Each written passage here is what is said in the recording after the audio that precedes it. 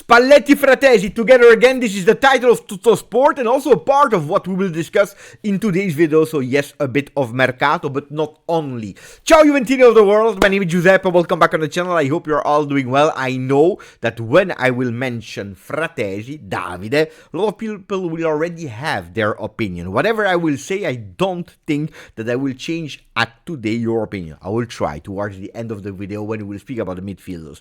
But before that, let's speak about other things. Actuality Juve. Do you remember after the loss of Napoli, I told you one of the good things of playing multiple competition is the fact that you are playing really fast and you have the opportunity to forget a loss. And that's what we did actually in Champions League against Paphos winning.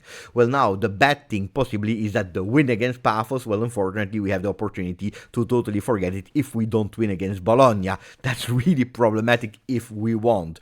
The good thing is that we come from 4 wins out of 5 games. Something that if we are looking at recent history, 8 games without winning with Tudor, or if we go back to last season with Thiago Motta, so many draws and the victory they came from time to time. So 4 out of 5, we can say that being in a negative cycle, being in a, can we call it a bit of banter era, we can say that it's not bad at all. The bad news, especially thinking about the game of Bologna, thinking about Serie A, is that out of these 4 wins out of 5, only 1 was in Serie A. The game against Cagliari that we won 2-1, because 2 came in Champions League, and of course it's reassuring to go into the top 4. 1 came in Coppa Italia, which is also reassuring because we go to the next step, which will see Atalanta in their home, but in Serie A, only 1 winner out of the last 5 games that we played. Because there were 2 games, Cagliari and Napoli. Napoli we lost. So now, Bologna, you must win. You are obliged to win because that joker, that jolly, out of the 3 big games, Napoli, Bologna, Roma, you already threw it away. I don't want to speak about Scudetto anymore. I told you, Napoli would have told us who we were, and we understood that we are not a team this season, 25-26, to compete for the Scudetto, except of a miracle, and when I'm saying miracle, it means miracle double side, Juve and all the other ones that are crashing one after the other. So let's not even speak about that. But Bologna and Roma are big opportunities to prepare Pisa, Lecce, Sassuolo, Cremonese, but also Cagliari. I take away Benfica, thinking about Napoli. So Juve-Napoli from the 26th of January, the return game, will tell us if we can think again about are we in or are we out. Do you remember the same discussion that we were doing for Napoli-Juve? Napoli-Juve, we threw it away because we lost 2-1. Juve-Napoli, what will Juve-Napoli on the 25th or 26th of January tell us? Extremely important, but that's why we need to do well in the first 2 big games, Bologna-Roma, and then the on-paper games that are easier. We need to win them. The good thing is that Spalletti is complaining about the fact that he doesn't have a lot of time to prepare the game because it's one game after the other. He told us that he's training, yes, in theory, with the television, with some tactics, but having the total group at disposal is quite difficult, and that's also why that 4-2-3-1 at the moment is quite difficult. He has some ideas, but he can't put them. The good news is that from now on, we have, for the next 3 coming games, an entire week to prepare them. Bologna, then we have an entire week to prepare Roma, then we have an entire week to prepare Pisa, and then the games will come one after the other. But in that moment, in these moments, is the moment for Spalletti to work really hard to prepare the easier games on paper. Spalletti prigioniero. Spalletti is feeling a bit in jail because of that injury of Vlahovic, the injury of Bremer, the injury of Rugani, but also the way of the changing the formation. Can we do it immediately or not? Because of the lack of time, and that's what I was trying to explain you. He's not sure if against Bologna he goes all in immediately towards that 4-2-3-1, or if he continues for one more game waiting for Bremer, that should be on the bench and maybe playing a part at the end of the game, or waiting for Bremer. What are the 2 possibilities? Well, one, you continue with 3, and we know the 3. Di Gregori into the goal, Kalulu, Kelly, Cope Manners, or maybe already changing, but because Bremer is not at optimal conditions, because Rugani, we didn't see him on the field yet, it could be that the 4-man defense goes from Di Gregorio into the goal, McKennie on the right side, Kalulu because he's looking for a right foot player, Kelly center back on the left, and Kostic as a left back because we heard the words also of Luciano Spalletti speaking about Cambiaso that he was not 100% sure at the moment that he could really give something more in defense, and playing against the Norsolini could potentially be really, really dangerous. Another one that could potentially start is Miretti to understand where he can play. Can he play in that 4-2-3-1 as a number 10 because McKennie is playing as a right back, or do we go with a 3-4-2-1 and maybe playing as a midfielder? We need to understand Miretti that could potentially be ahead of Kefren Thuram. That being said, ragazzi, Frattesi, because that's the second part of the video, Davide Frattesi bussa. He's knocking on the door.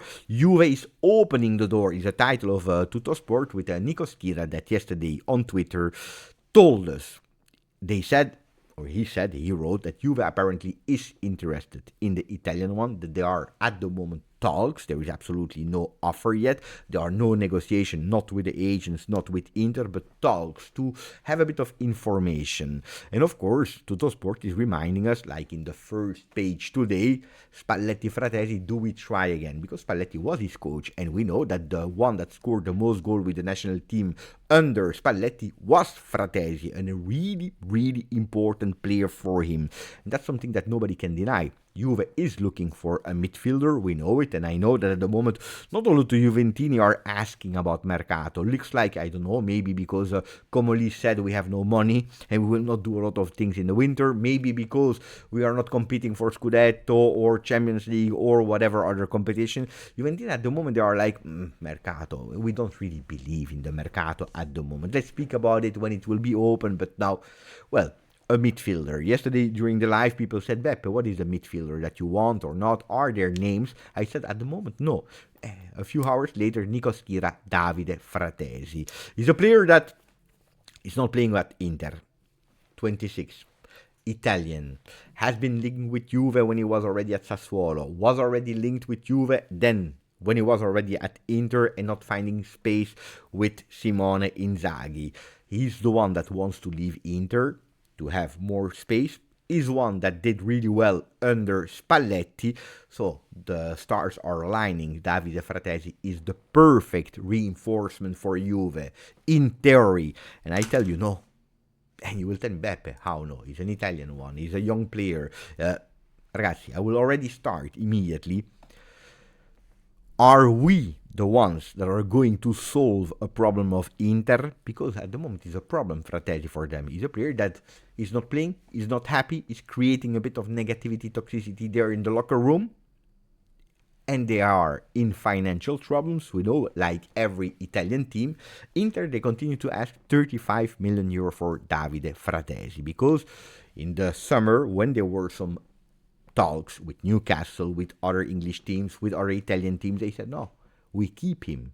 We keep him. He will be important for this Inter. Now they want to sell him 35 million euro. Will we solve Inter's problem? One. Secondly, is it normal to think about the bench player of Inter? I'm not speaking about 6 months, and we are speaking about since his arrival. Are we going to make from a bench player of Inter our starter, the one that will solve all the problems of our midfielders? To me, ragazzi, no, he's not the answer. To me, he's a good player, but he's not the one that is making the difference. Now, if we are looking at Frattesi and Spalletti, I went back to the time that they were played together in La Nazionale, or at least Spalletti was the coach of Davide Frattesi in La Nazionale. Spalletti said, I want to play 4-2-3-1, and I will work on that 4-2-3-1. You know how many times he played with Luciano Spalletti in a 4-2-3-1 with Italy? 2 times. 1 time from the start, 1 time from the bench. The time that he started from the bench, he entered as a center midfielder, so in that 4-2-3-1 as a center midfielder. The other time when he started as a number 10. Is the number 10 the position that we are looking for? I don't think so, personally. He played 10 times in a 3-5-2. Under Spalletti, so that's a position that we are not looking for because we want to step away from that 3-5-2. That 3-4-2-1 he played 3 times, but where did he play? As an attacking midfielder. So also there, it's not a position that we are looking for. In that 4-3-3 he played 7 times. A 4-3-3 as a center midfielder, so that could be a position for him. But at the moment, ragazzi, if I'm totally honest, no. I don't want to solve a problem of Inter. What I would love to do is copying on that way. For one time, I would love to copy Inter that are looking for a younger player, even if 26 is still young, but they went for a cheaper, let's say a cheaper player, that is Sukic, that can potentially be a really big starter for Inter. And if you're looking at how many minutes, the continuity that he's playing with the Nerazzurri, well, Sukic for 40.6 million euro instead of 35 million euro, that's 20 million euro difference.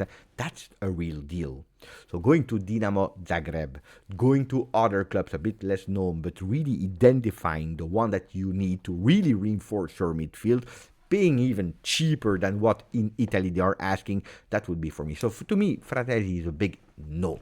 Big no at today. I'm really curious to read what you think, and then we will continue to speak about Bologna. I hope you enjoyed that shorter video. Maximum of like. Don't forget to subscribe. Grazie, forza. Juve.